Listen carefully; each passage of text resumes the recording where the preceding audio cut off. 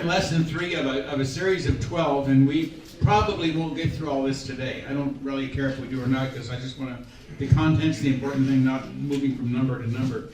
But we're going to answer the question, is there a God? People pose this often. And if they don't pose it, it's something we pose to other people. Well, what about God, right? Do you believe in God? That's effectively saying, do you believe there's a God, and do you trust Him?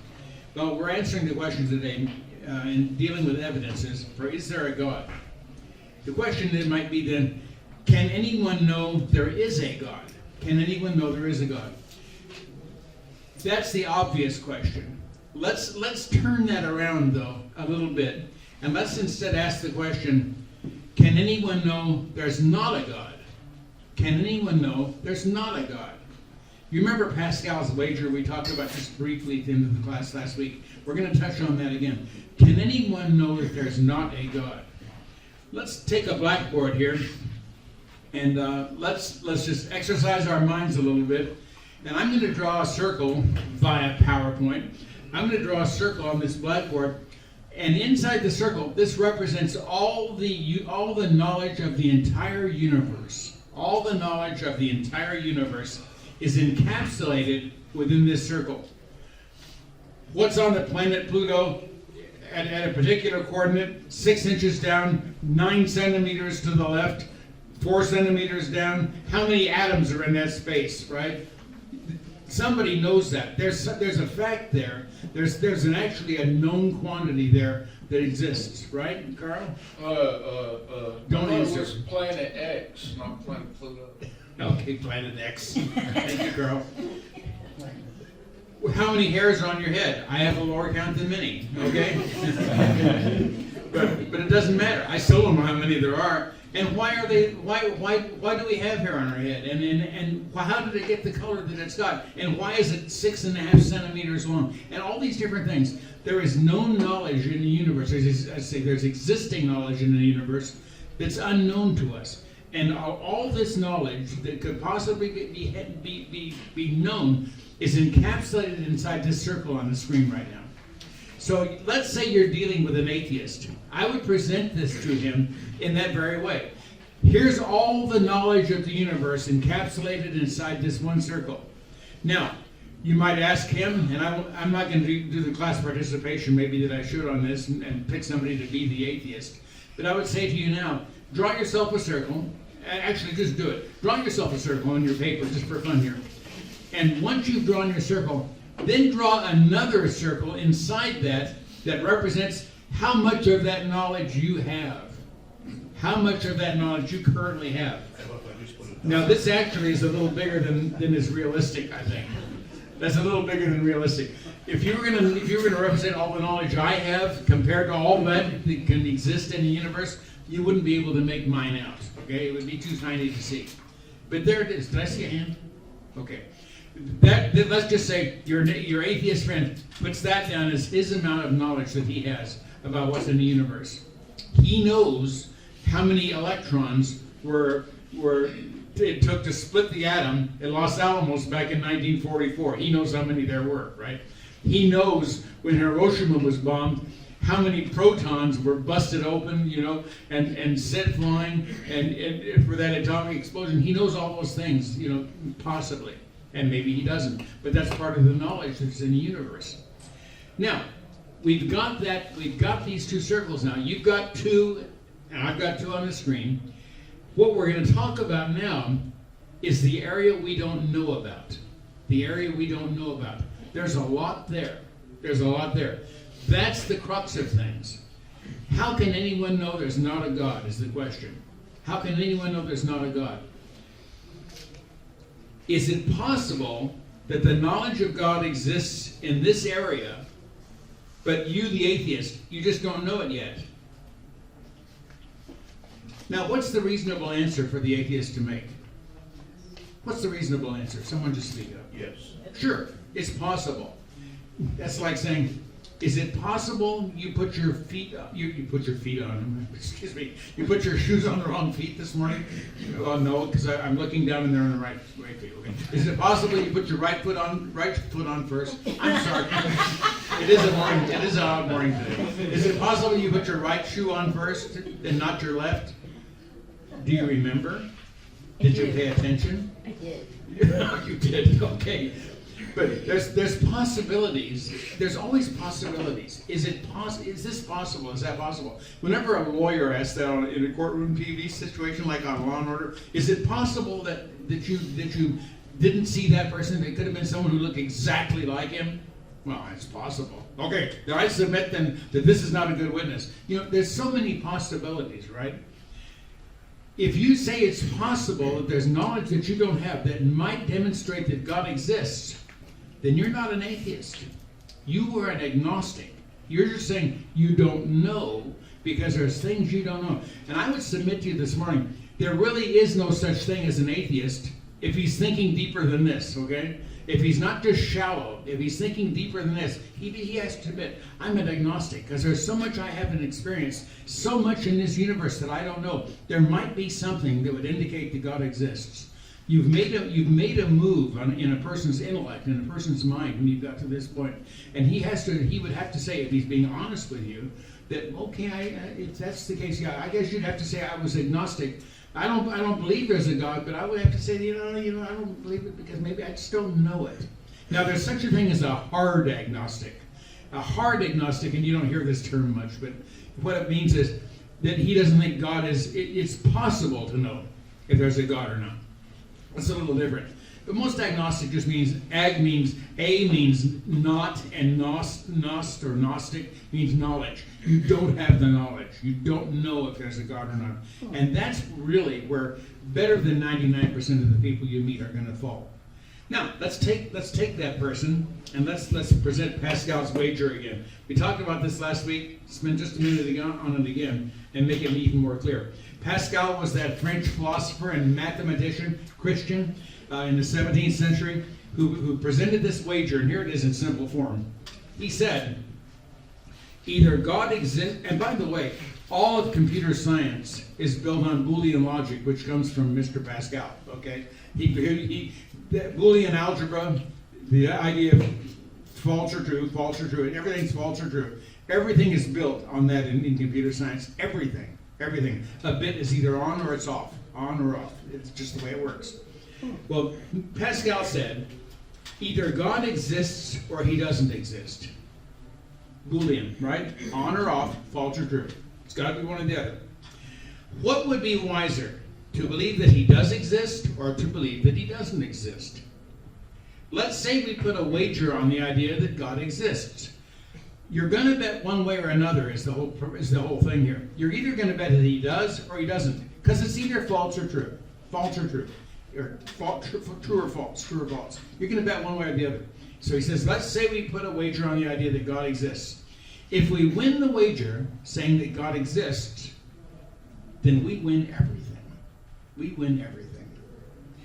And if we win this wager and he doesn't exist, we win everything. If we lose, that is, we bet that he exists, but we found out we were wrong. If we lose and God doesn't exist, we lose nothing. We bet, but we don't lose anything if we're wrong. We bet that he existed. Oh, he didn't. We don't lose anything. But if we believe, and I'm going to say, I'll make the case here. If we say that he doesn't exist and we bet everything on that, and he does, then we've lost everything. Everything. Those people who like to bet on fantasy sports and stuff like this, and Bet River and all the stuff that people are into now, that ought to make sense to a gambler. That ought to make sense to a gambler. So Pascal goes on to say, since this is the case, we should wager that God does exist, because you can't go wrong that way. But current culture does what to a guy? It makes him feel, well, I feel pressured to be intellectual about this and say, there's no God. There's no God. I feel so smart saying that God doesn't exist. And there's a certain intellectual and personal pride in going against God, and going against this powerful figure, right? And saying, I don't believe that, and being tough about it. But it's not a smart bet. Not a smart bet at all.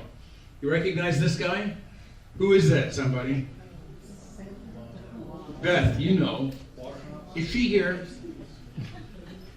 Sam. Who? What's his first name?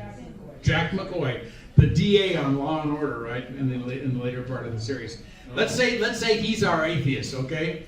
There's McCoy looking for evidence in the courtroom, and McCoy's going to say, well, that would make sense, Pascal's wager. He says, that would make sense if there was any evidence at all for the existence of God. I just picked this picture because I thought it would work. That would make sense if there was any evidence at all for the existence of God. I'm willing to take my chances, says the atheist, because I don't think you have any convincing evidence at all. I don't think it exists. I'm just going with what I feel in my gut, what I feel in my heart, right?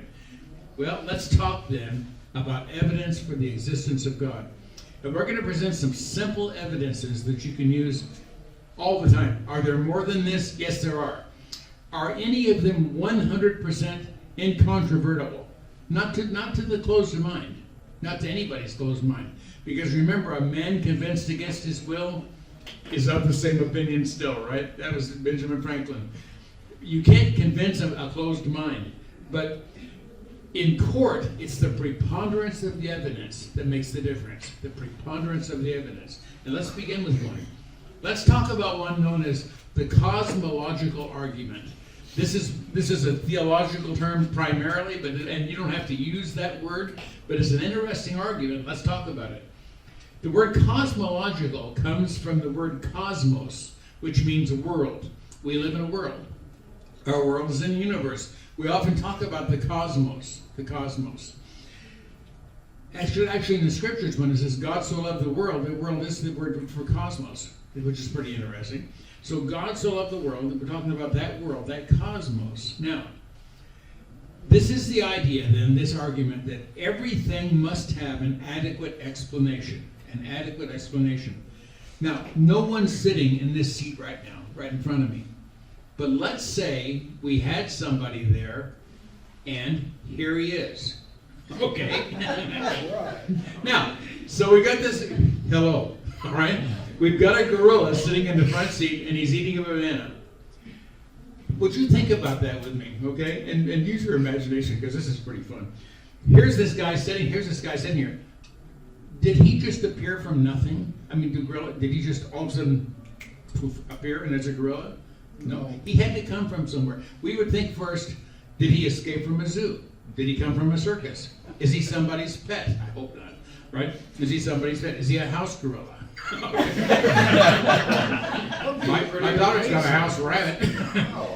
Is he a house gorilla? How did he? And why is he in church? Was he here when the building was built? I don't think so. I hadn't seen him before. And where did he get that banana? And if that banana did somebody buy that banana for him, or did he go and pick it off a tree? And where would he get it off a tree? Because we don't have it. And you'd have to go through all these logical steps, right? Because he's sitting here, and you can see him, and you know there's some reason for him being here. There has to be a reason.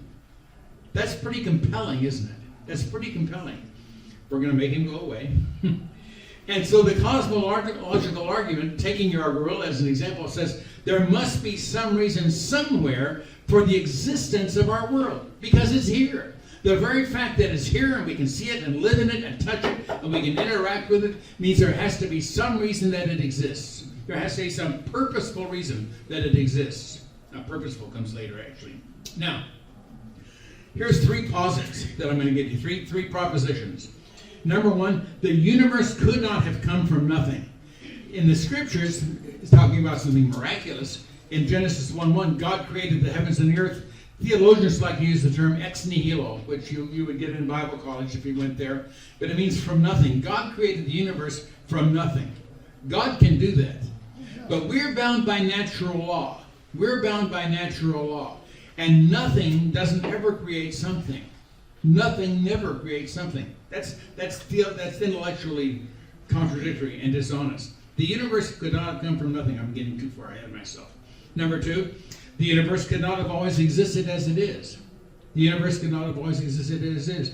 This building that we're in here today, wasn't here 3 years ago, wasn't here 10 years ago, or 50 years ago, or 100 years ago. The universe changed around us. The universe has not always existed like it is. Maybe this world wasn't always here. Maybe this solar system wasn't always here. The mind has to look at things like this and say, I have to say, yes, that might be true. It must be true. It hasn't always existed like it is. And three, The universe could not have come from impersonal, that means non-thinking, unintelligent matter or energy, because we see design everywhere. Now I'm going to go into this in detail now. But those three posits, they go in your, well, they're already filled out on your paper. But those three posits are important. The universe could not have come from nothing. The universe could not have always existed like it is. The universe could not have come from impersonal matter or energy. That's just not, it doesn't make sense to the natural mind. And it doesn't fit within natural law. So why couldn't the universe have come from nothing? Why couldn't the universe have come from nothing? Excuse me. Wow, that was a mistake. If you ever watch, you go to livingwaters.com or watch Ray Comfort on YouTube. The Living Waters videos are just really excellent. And one of the things he does when he confronts atheists and evolutionists and so forth, in a very engaging and effective way, is he says, "Do you think everything just came from nothing?" And people will always say, "Well," you know, and then they roll their eyes. You know, it's one of those questions that it's kind of self-contradictory, because can something come from nothing? Well, the obvious answer is no. Imagine a husband and a wife, and the guy knows that he's got to go fix that leaky pipe in the garage, right? I've got one of those, is what I'm thinking about. Guys knows he's got to go fix that leaky pipe in the garage, but he doesn't do it. Is the thing going to fix itself? No. His wife knows that. She says, "You going to fix that pipe today?" Game's on. I got this thing on YouTube. You know, I'm watching episode 456 of Law and Order. It's the last one I got to watch it. You know, so he's got all this stuff going on. So we know that something never comes from nothing. If you're inactive, if there's nothing, something doesn't come of that. There's so many examples. I won't wear it out. Remember this last week we had this sentence in the box. This sentence is false. The idea that something can come from nothing is self-contradictory, internally self-contradictory. This sentence is false, so that's true. Really? But it's false. And so you go in this circle again because you're working a contradiction against itself, and it never will work out right. You just have to stop at some point and say, this isn't making any sense. No, something can never come from nothing. Now, posit number 2. Why couldn't the universe have always existed? Why couldn't the universe have always existed? And when I do this with you now, be forgiving of me because I'm not a scientist. I just like science, all right? But I'm not a scientist. But here's the reason. There are what we call the 2 laws of thermodynamics. Anybody know the name Isaac Asimov? Oh, many, okay. Formerly an atheistic science fiction writer who wrote really good science fiction. When I was growing up, I read all of his stuff, all of it. I read the Foundation trilogy and all the stuff, and I just ate that stuff up. But he wrote a lot of intellectual style books too, like the man, what is it? Every Man's Guide to Science, the Guide to Science for the Intelligent Man, or something like that. He had all kinds of things that he wrote, but he was an atheist. And he said the laws of thermodynamics do not apply to questions like this. He says because they only work within a closed system. I always thought that was an interesting thing that he said. Frankly, our universe is a closed system. You can't get out of it. It's closed. There's something on the outside of it. It's the ultimate closed system, so I don't buy his argument there. Let's talk about the 2 laws of thermodynamics and what they actually say. Number 1, the first law of thermodynamics says that neither matter nor energy can be created or destroyed. You can't do it. An example would be, I light a match. Okay, I've got a match. And the head of the match is red phosphorus, right? I strike the match, whoosh, there goes the flame. The phosphorus burns up, right? Turns to just carbon ash and transforms itself into what? Heat energy. Into heat energy. Who said that? That's the word. Okay, that's what I wanted. I was going to say that. So it transforms itself into heat energy, and that dissipates right off into the ether somewhere until it reaches an equilibrium somewhere. There goes that heat energy. And now I've changed the matter into energy, but nothing's lost. There was a straight across conversion. And you've always got this thing going of matter going into energy or energy becoming matter. You've always got this thing going on like this, and eventually, well, something's going to happen. Take an example of I've got a glass of boiling water here, and I've got a hot pad so I don't burn my hand, right? Logically, and I got a glass of ice water here, and I got a big bowl in the middle, an empty bowl. This is really hot. I can use this to cook a fish, right? Or warm up a tamale, or do all kinds of things, right? I've got that hot water, and I've got this cold water, and I can throw something in there, and I can put a shrimp in there and keep it cold, keep it preserved overnight or whatever. Those both are effective in their forms of energy, heat and cold. But if I pour them together into that bowl in the middle, what do I wind up with? Something lukewarm, something at room temperature, something that has an equilibrium to it that isn't effective for anything. It's just warm. It's just lukewarm water now. No more heat energy, no more cold energy. It's just there, and it doesn't do anything. The whole universe is going that way. The whole universe is going that way. And that brings us to the second law of thermodynamics that says that usable energy in the universe is slowly converting into unusable energy as everything kind of reaches equilibrium. We got all these things balancing, and over time, over much time, it starts to reach an equilibrium. And eventually, things just stop. That's where we're headed. Will there be an end to the universe? If we keep it around long enough, there would be, unless something miraculous is going on, which it will. But eventually the laws, these are not theories or anything else, the laws of thermodynamics say eventually it just all comes to a stop. Did anybody ever read and I'm not recommending them, but I'm just remembering it now, the books by Douglas Adams called the Hitchhiker's Trilogy? Okay, all right, Dennis, I'm never surprised you. Okay. And there was one chapter in that book called the Restaurant at the End of the Universe, when the whole universe had kind of reached equilibrium and there was really nothing left going on, and there was a bunch of people left in this restaurant just watching it all finally come to an end.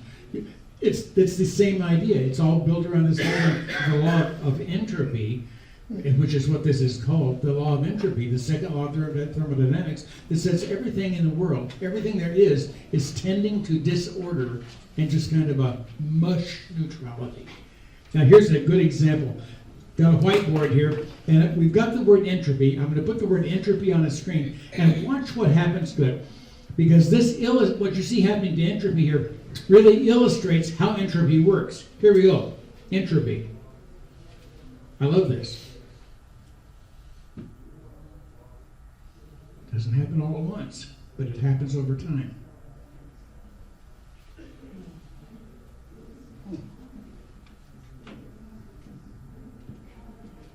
Do you see things happening like this in your house? Yes, you do. Yes, you do. You remember when your mom and dad came home one day and they bought a new car maybe, and that car smelled like you had the new car smell. You didn't have to buy a can of new car spray. You already smelled that way, right? And your dad said, let's go for a ride in a new car, right? And it was running and everything. The check engine light hadn't come on yet, and the brake pads hadn't worn out, and it didn't need an oil change. Everything was just new and fresh. Entropy took care of that over time, until eventually, maybe that's your new car. Yeah. They all wind up like this. Exactly. They all wind up like, either they're in the crusher or they're out in the field somewhere. Yep. That was a nice car. Look at that. It had a visor over the window. I've got a visor on my Packard like that. It's got a visor over the window. That was a pretty car. There was a time when that car was brought home probably to some family, and all the kids and the mom and the dad all went out for a ride, and they were proud of it, and it was shiny, and as soon as he got it, he put wax on it and everything. But entropy had its way. It's a law. It's a law.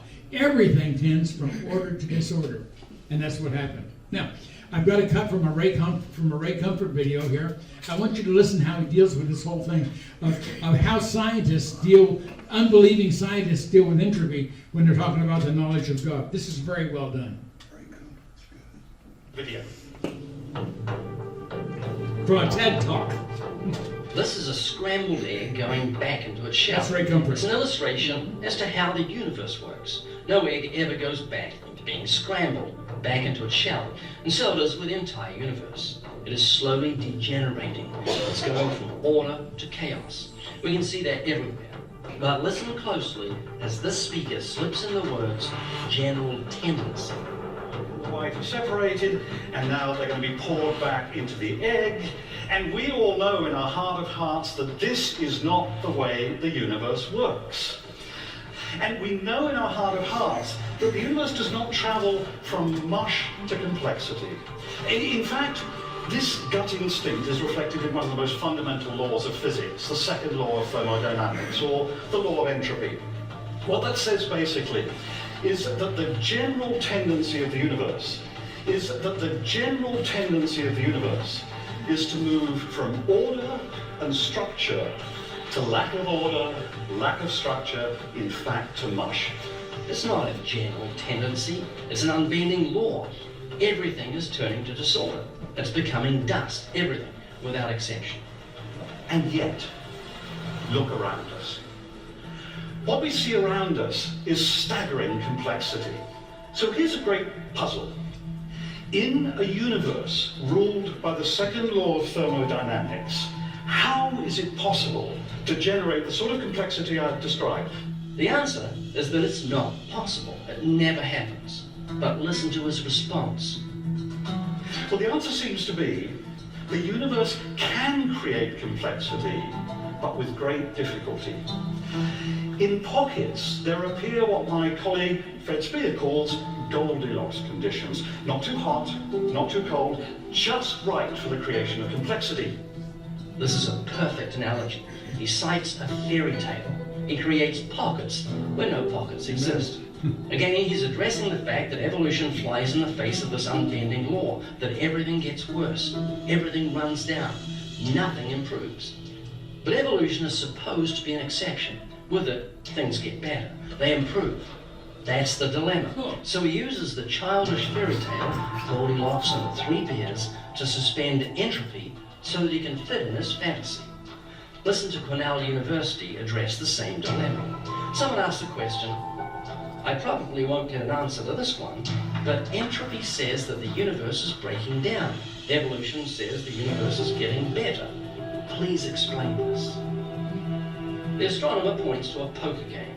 The universe dealt us a lucky hand. The porridge was just right. Back to the magical fairy tale. And slightly more complex things appear. And where you have slightly more complex things, you can get slightly more complex things. And in this way, complexity builds stage by stage. Each stage is magical. We, as extremely complex creatures, desperately need to know this story of how the universe creates complexity despite the second law. His answer is to do what we'd encourage children to do with fairy tales, to use their imagination. Imagine the darkest, emptiest thing you can and cube it a gazillion times, and that's where we are. And then suddenly, bam! A universe appears, an entire universe. There was nothing, then bam! The entire universe appears without a fairy godmother. It just happened. A miracle took place. Nothing created everything. Within the first second, energy itself shatters into distinct forces, including electromagnetism and gravity. And energy does something else quite magical. What are the Goldilocks conditions? Well, first, you need energy. Now, where do you find such Goldilocks conditions? Where do you find Goldilocks conditions? Nowhere. They're non-existent. There's no pocket, no lucky card, and no Goldilocks. Everything is corrupting. Nothing is getting better. Science tells us that, and it's evident everywhere we look. And our early Earth was almost perfect. But of course, life is more than just exotic chemistry. Now, information comes out of nowhere. Coherent, complex information. Actual instructions on how to create life. You'll be familiar with the double helix of DNA. Each run contains information. So DNA contains information about how to make living organisms. So the information spreads. Notice that information has become part of our story. Scientists call DNA the book of life. No book of information ever created itself. Ever. It's scientifically impossible without the realm of possibility.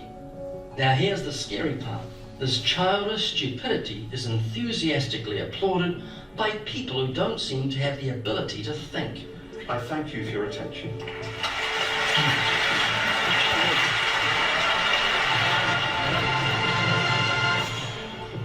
If you think that was foolish, we're about to look at something just as crazy. The evolution of the eye. But not yet. We'll come to that. We'll come to that, and we're gonna come to to DNA in a little bit too, but we don't have time for it this morning. We're at 10 after now, and I've got maybe 3 or 4 more minutes. Let's just think about that was all fairy tales. It was all magical. It was imagine this, imagine that, all running contrary to known law, and that is what poses for intellectualism today. If I was an atheist and believing that, I'd be embarrassed. I'd strictly be embarrassed. Does the creationist, does the Bible believer have any problem with any of this, any of these questions? No, because they all make sense to us. We have obvious answers from the Word of God, but the atheist isn't, if he's honest about it, is in a little bit of trouble here. Now the last posit that we had, and we have time for this. Why couldn't the universe have come from impersonal, unthinking, inanimate probably, impersonal, unthinking, unintelligent matter or energy? Why couldn't it have come from that? Let's take our blackboard again. Maybe you watched Steve McQueen back in the 50s in the movie The Blob, okay? And we're going to draw a blob here, all right? There's a blob. That's something that all of a sudden something exists. There's a blob of something somewhere. And even in computer talk, we have what we call blobs of binary info that we use. Maybe you got a picture stored in a blob or whatever. It could be text, picture, anything. So you got a blob, right? We talk about blobs. Now, to make that blob do something, or even to make it come into existence, there's only 2 things that are working on it. Because you've started with nothing as an atheist. You started with nothing, and all of a sudden, something has come from nothing. It's this blob. What have you got to work with at that point? You've got time and chance. That blob's going to sit there for a long, long time, and maybe by chance, something will happen to it. Well, that's very intellectual.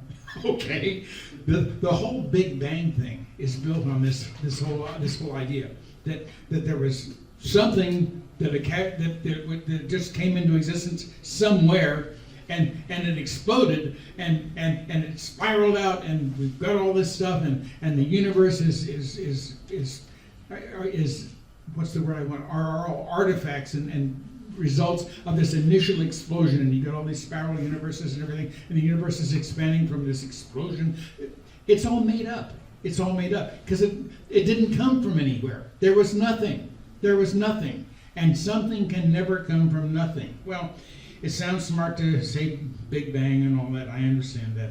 Francis Schaeffer, who we've quoted in this class before, he wrote this. Christian philosopher. His stuff is just excellent to read. I recommend all of it to you. Schaeffer wrote, beginning with the impersonal, everything, including man, must be explained in terms of the impersonal plus time plus chance. It's on your sheet there, I think. Plus time plus chance. Do not let anyone divert your mind at this point. Don't let them get off the track here, because hold them to this if you're having a discussion. There are no other factors in the formula, because there are no other factors that exist. No one has ever demonstrated how time plus chance, beginning with the impersonal, can produce the needed complexity of the universe, let alone the personality of mankind. It just can't happen. No one's ever done it. Talk about scientific method, apply that to here. It doesn't work. It doesn't work. Well, Francis Schaeffer is very readable, and I encourage you to go after him. So we're talking about the cosmological argument. So the conclusion is, for us, therefore, the universe must have been created by a personal, eternal being. We have to look at the universe and see design everywhere we look. And you've heard, it's simple to say, and we hear people say all the time, If there's a law, there must have been a lawgiver. If there's a table, there must have been a table maker. If there's a chair, there must have been a chair builder. If there's a human being, there must have been a mother and a father. If there's a camera, there had to be a camera designer. If there's a Carl, well, you know. There had to be a Carl maker, right? It just has to, that's right. It just has to be. There's nothing here that's not here with a reason behind it. I have gone halfway through this lesson, and we'll pick up here next week. We're going to deal with the whole idea of DNA and the information system that's built into our body, and how information can never be the result of evolution or chance. Information never is. And we'll talk about that. I hope this is a blessing to you. We haven't dealt with a lot of scripture this morning. This is all pretty much just using the logic that God gave us as human beings, made in the image of God, using that logic and the minds that God has given us to just see these things for what they are and mount intelligent defenses against the silliness of agnosticism and particularly atheism.